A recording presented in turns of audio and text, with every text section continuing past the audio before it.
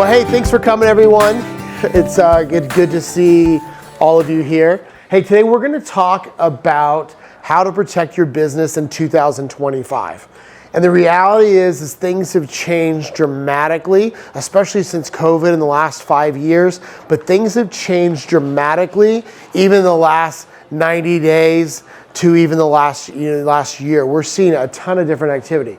So we're going to talk about cybersecurity. We're going to talk about why cybersecurity matters for your business, the reality of cybersecurity threats, and then we're going to talk about email attacks and what to watch out for, because that's one of the most common types of cybersecurity threats that we're seeing today. We're going to talk about how cybersecurity threats are evolving, and then how do you protect your business? And then we'll have some time for Q&A.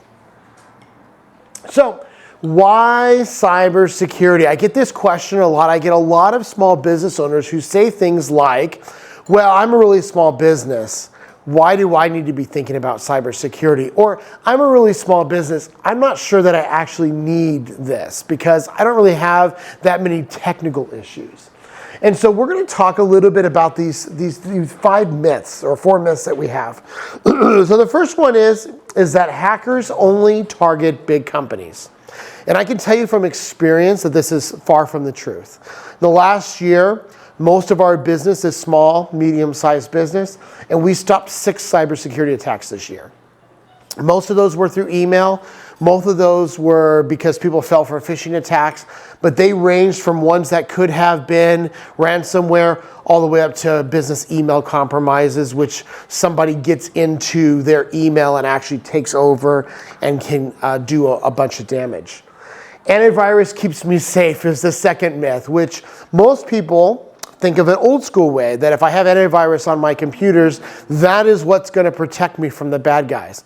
And the reality is that's really not true. So antivirus is a good key thing to what we do when we talk about comprehensive cybersecurity. But the reality is that cybersecurity is more of a long-term strategy. It's a layered approach to security and not just a product that you buy, a single service, a single tool that you buy. It's really something you have to think about cybersecurity as a culture and a layered approach. So while antivirus is a good tool, because we live in a world where so many things are online, you have to be thinking about how do you protect your online business as well.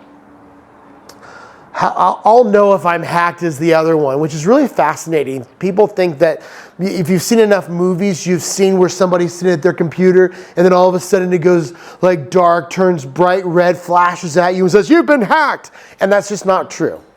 The average company that has had a cybersecurity incident doesn't know it's average 120 days between when the hacker gets into their systems and when they actually find out that there's someone been in there. So that's the average company that doesn't have a cybersecurity posture, a company at all. They've got somebody stuck in their systems for 120 days. Think about what you could do if you had 120 days to do damage. It's a lot. There's a lot of things that can be done with time. So when we talk about cybersecurity, time is of the essence. So we want to be focused on ways that we can get people out of our systems quickly or prevent them from getting in to begin with. So they say cybersecurity is IT's job. Well, most small businesses don't have an IT company or an IT department. So that means that the requirements rest on you to be proactive. Also, the reality is that if you have insurance companies are going to require you to have some kind of posture if they're going to cover your systems.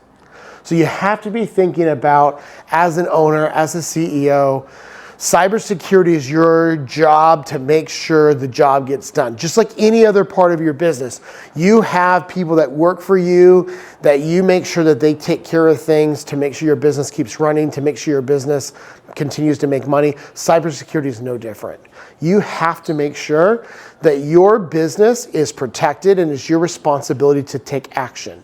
That doesn't mean you do the work, but it means that you know what is happening in your business, and that's where companies like ours come in.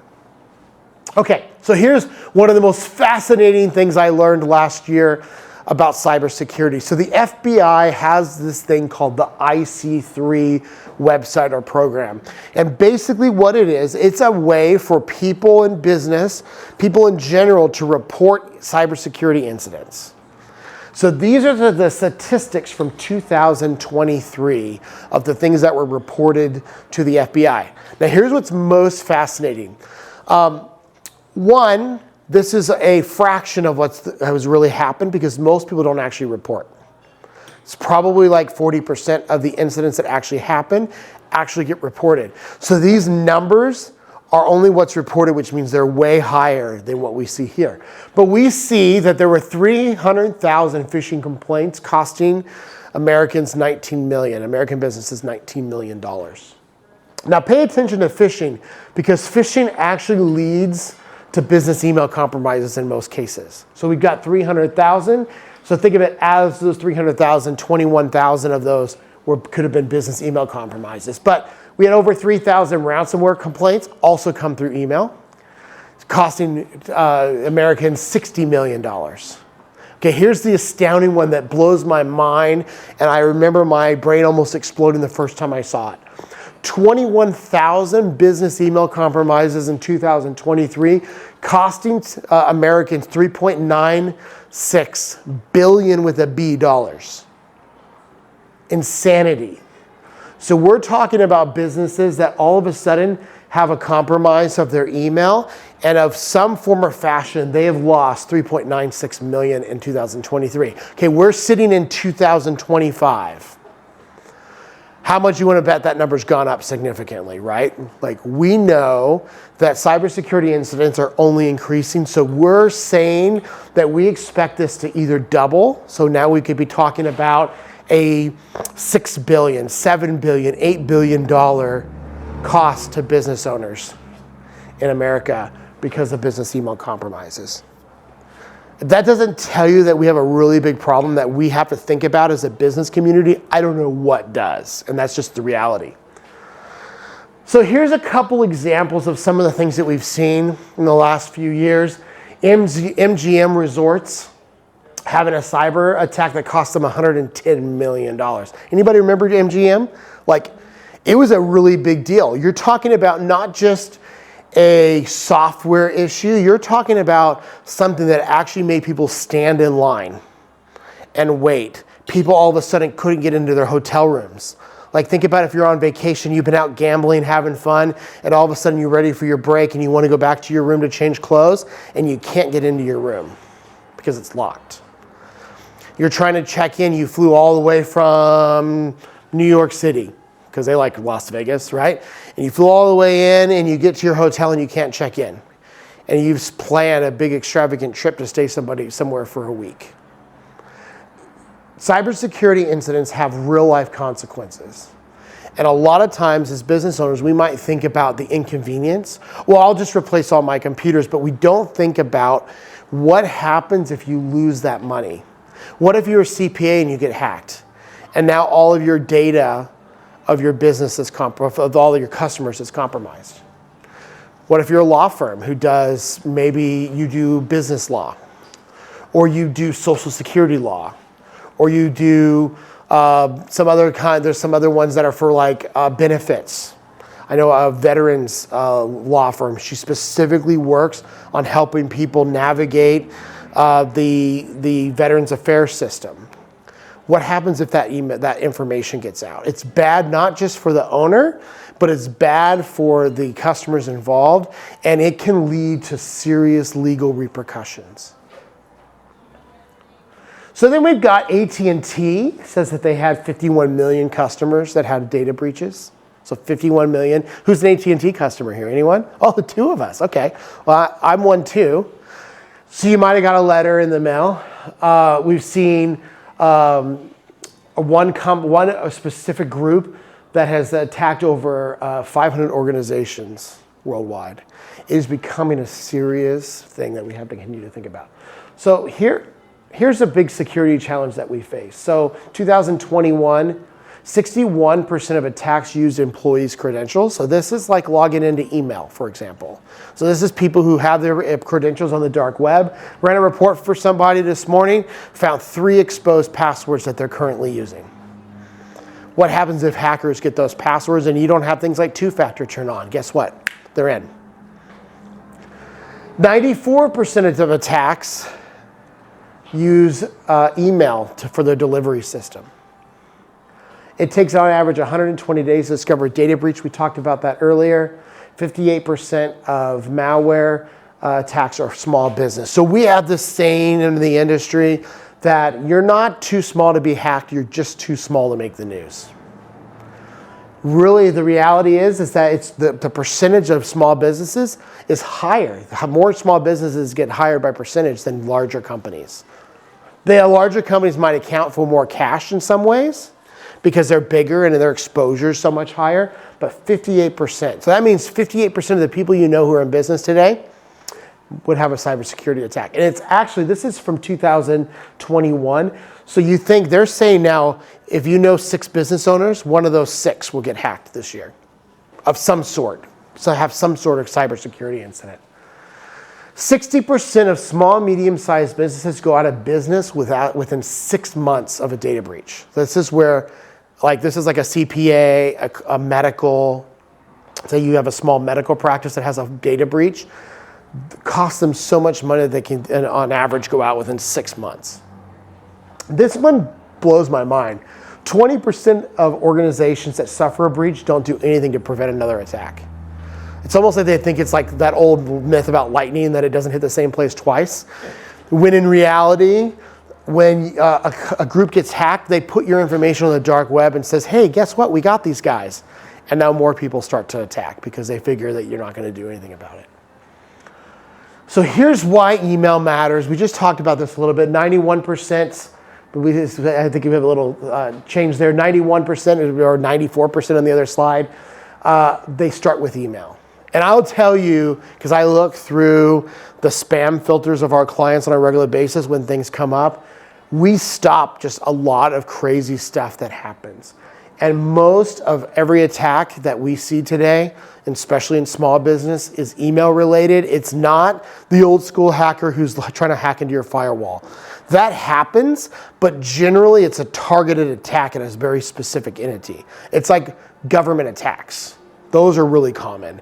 But even then, the way that cyber criminals are trying to get to large organizations is through email spear phishing campaigns. So cyber threats evolve constantly. So we really have to be making sure that we're vigilant. And I skipped one. Phishing attacks have increased 150% this year. 150% increase. And we're seeing that. That's year over year that it's increasing. Because cyber gangs are realizing they can make a lot more money. And they're getting a lot more creative about how they can do this stuff.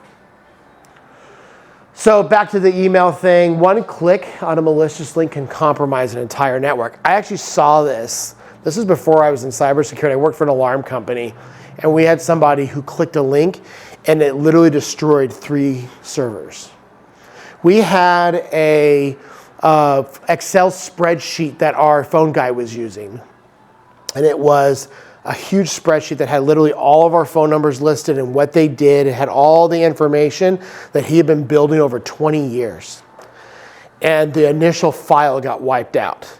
The only thing that kept that file safe is a bad practice that I don't recommend is he had this bad habit of leaving that file open. So he'd just go to his computer and he would just leave it open. He'd just go back to the computer. So we were able to save that file on a thumb drive to keep all that data. But had he not left it open, 20 years plus of information would have just been gone because of that server. It was a really big deal. Cyber criminals use fake invoices and urgent requests to trick people. We're going to talk about this in depth. Business email compromises, the scams that come with those, cost billions annually. That's the business email compromises we talked about earlier. Phishing attacks, again, increased 150%. They're starting to use AI. One of the things we used to say 5 years ago was just look for really bad spelling. Like, these guys can't spell, but now they're using AI to create their attacks. And AI does a pretty good job of sounding really good. I use it to refine things. It does a good job of creating emails that sound like an American. So now you've got people who can't spell, but they can put prompts in and create an email that works. It's very crazy. So we're starting to see AI being used. It's already been widely used in cyber attacks because it gets rid of that language barrier. Although, weirdly enough, we'll see this. One of the most common places to see spelling errors for cyber criminals, subject line, because they generally write that on their own. So we're talking about this. I'm gonna move forward with this. Types of email threats. So I want to talk about two different types: spear phishing and regular phishing, because there's a difference. Both of them are trying to target companies, but they do it very differently. A regular phishing email is like a marketing campaign. So you send out 10,000 emails, and you know that 15% of the people will click on the link. I know if I have a business of 40 people, I can on average get about 5% of people to click our links when we do phishing tests. So if someone sends out 10,000 emails, you do the math. That's a lot of people who potentially allowed their systems to get compromised. So these criminals, they don't know who you are. They're sending out a generic email that just works. Spear phishing, on the other hand, a good example of spear phishing is Sony. Do you remember when Sony got hacked, I think it was 5-6 years ago? They were hacked by North Korea, and it's kind of funny. North Korea released all their movies early, and they did some other damage, but it was a targeted attack at one of their C-level executives who clicked on a link. And that's how the North Koreans got in. But it was targeted specifically at that company. It had company information, research was done. Spear phishing is generally used to target a very specific company that they're trying to get into that particular group for a particular reason. So it's not a wide net, it's very narrow, research focused, and a lot of times it uses specific information that they've collected in social engineering. Business email compromises usually are a byproduct of phishing, but this is where somebody actually gets into your email system, and now they can do two-factor on your bank. They can send emails that look like you on your behalf out to your customers and tell them to pay an invoice to a different bank account. So I had a customer who had a business email compromise, got into their Dropbox, and they were able to change the direct deposit for all their employees to a foreign bank. So then they just sat and waited for payroll to run, and all their payroll went to the wrong bank. Money's gone at that point. That's why those business email compromises cost so much, because you've got somebody who's paying the wrong bill to the wrong place over and over again. So you could think about like a construction company who does big high rises. Think about what their cost for drywall is. So if their biggest drywall bill got paid to the wrong place, what would that look like for them? They got to pay it twice. They got to pay the real bill to keep the business going, and they lost all that money that they accidentally paid to the wrong place. And then malware attachments. Ransomware is a great example of malware attachments. So Google and Facebook 2015. So 2013 and 2015, and a Lithuanian hacker actually carried out a sophisticated attack that targeted Google and Facebook, and it cost them $100 million. So here's how it happened. They impersonated one of their vendors. They posed as a vendor using fake emails and forged invoices. They used detailed business information to craft believable emails. So a little bit of spear phishing, where they're actually taking information they know about executives and using that to create emails that were convincing. And over 2 years, employees unknowingly sent payments to their account. For 2 years, they were sending payments to the wrong place, which ended up, and the $100 million that we talk about here is really not just, that's remediation, but that's just the amount of money that they sent off to the wrong place. Think about this, they cost them $100 million, but then the legal efforts recovered about half. So the initial was 100, but they were actually able to get 49 back Still, 49 million. That is a ridiculous amount of money. Reputational damage. Now, you might think it's not as big of a deal for Facebook. We're still using Facebook. We're still using Google. But let's lower this down to a smaller business. If you are a CPA in town, and now all of a sudden you're not trusted to keep information, what does that do to your business brand? If you have a cyber attack and all of a sudden the people in it, we're a small town. Like, you really think, this area particularly, most of the businesses know one another. And even then the news gets out, people begin to look around and say, well, I don't want to use them because they lost other people's information. So we want to make sure that we have verification processes in place.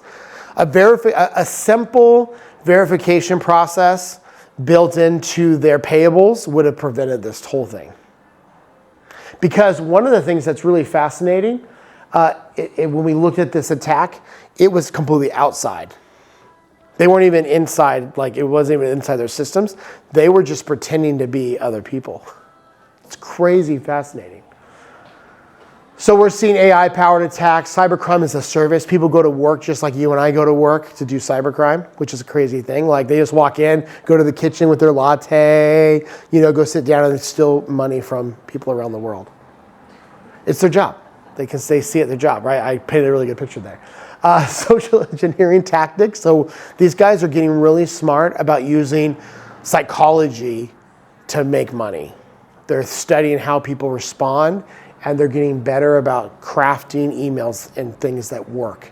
And it's a lot of what they do is social engineering. That's most of what cybercrime is. It's people who are learning, I can do this behavior to get the result that I'm looking for. Just like marketing. Marketing is a behavior science. Cyber criminals, it's a behavior science that they're using. Here's a really great example, fake vendor payment requests. So one of the most common ways, this is a really good thing to take a picture of.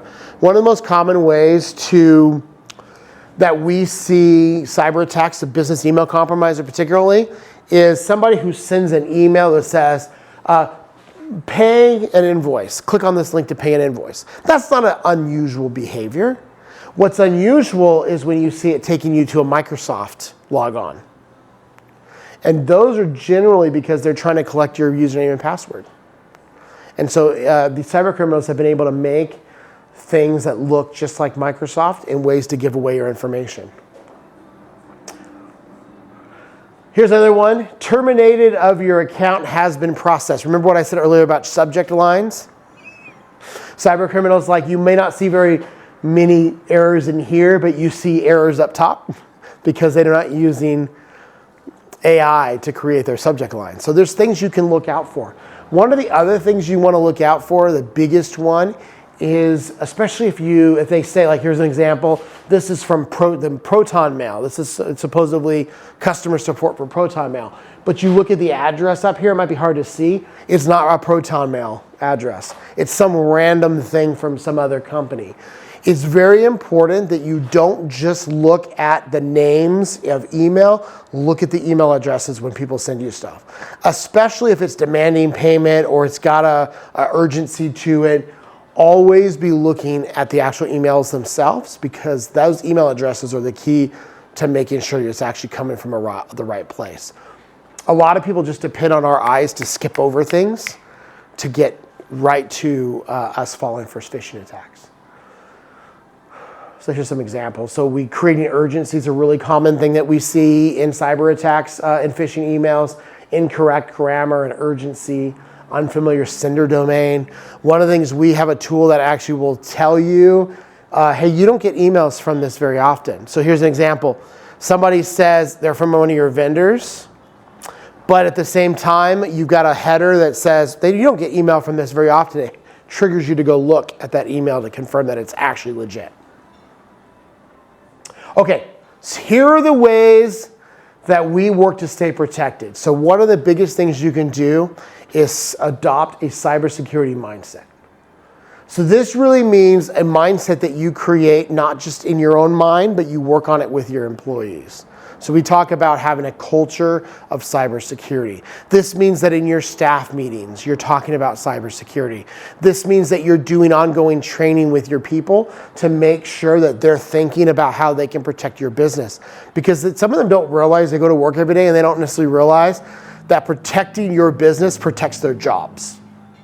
And I don't know that you want to be so aggressive about it, but it's a really good thing to try to find ways to encourage your employees to think about cybersecurity.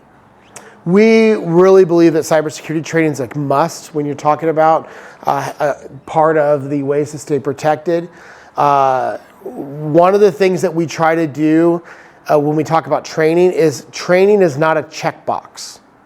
So it's not like CPR training. CPR training is like my classic example. Like we've all learned the Heimlich. If we've been in business any long, we've had to do CPR classes, and what do? Every 3 years, we check the box.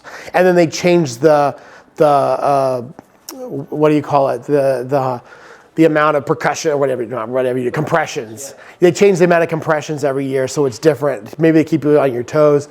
But in essence, really, it's checking a box. And what we talk about cybersecurity is really, we're trying to work on behavior. So we try to make sure that employee training is fun, it's engaging, there's some reward for doing it. And we try to do it not just yearly, but regularly. So that's this thing that pops up, once a week, once a month, something really short that's easy to keep attention span. It doesn't take long to do. So you might have your annual training that's long, and then you have a weekly 5-minute training. Keep things top of mind. Best security practices. This goes for everything. I beat this drum all the time. Multi-factor on everything. Banking enforces it. I can't tell you how many people we see that turn it off on email. Yet email's the place where we're seeing probably this year, $6 billion of losses. Yet we don't protect our email. Verifying suspicious requests via phone. This goes back to the Facebook and Google thing. What happened if they would have had a policy that said, hey, if this looks suspicious, or it's different, make sure you call them and check on that vendor to make sure that it's for real. Blocking unknown senders and attachments. There's some ways to do that within how you do things. We believe in a layered security approach. I talked about this earlier. Cybersecurity is not just a virus thing. It's not just a don't click on things thing. It's a layered approach. We engage good firewalls. We engage good password hygiene. We engage people with making sure that they're doing cybersecurity training.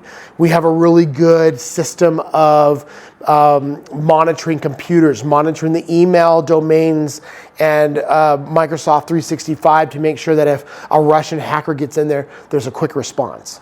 It's all a layered approach. It's not a one tool solution. It's something that we think about as a culture, and overall is a big thing that we have to think about. And then an incident response plan. So this is like anything else. I don't know if anybody who's done sports here. Like football players, for example, they practice the same plays over and over and over again so they can get good at them. A good incident response plan is one that's practiced and it's thought through and it's talked about on a regular basis. So that when you have a cybersecurity incident, everybody knows their job, everybody knows what to do, and it's going to be stressful, but it's going to be less stressful if you've already practiced and you've planned ahead. And so that's why we say every business should, regardless of size, it can be a couple pages if you're really small, but every business should have a plan so that when something happens, they know what they're going to do. Who do you call? Like all the things and steps. Call your insurance agent, call your lawyer, call your IT company. Don't unplug certain things. There's a bunch of steps that should be done so that you're not in a panic. This is all I have for today. So I have a couple things. If you want to connect with us on Facebook or Instagram or LinkedIn, there's some links. I encourage you to follow our Facebook page. We are doing lunch and learns every month. So every month over in Burberry Workspaces over in the Valley, we're doing a lunch and learn on a different topic. Our next one, we're going to be talking about creating cybersecurity culture for your employees. So that's going to be, I think it's the 27th, but you can find that information on our website or on Facebook.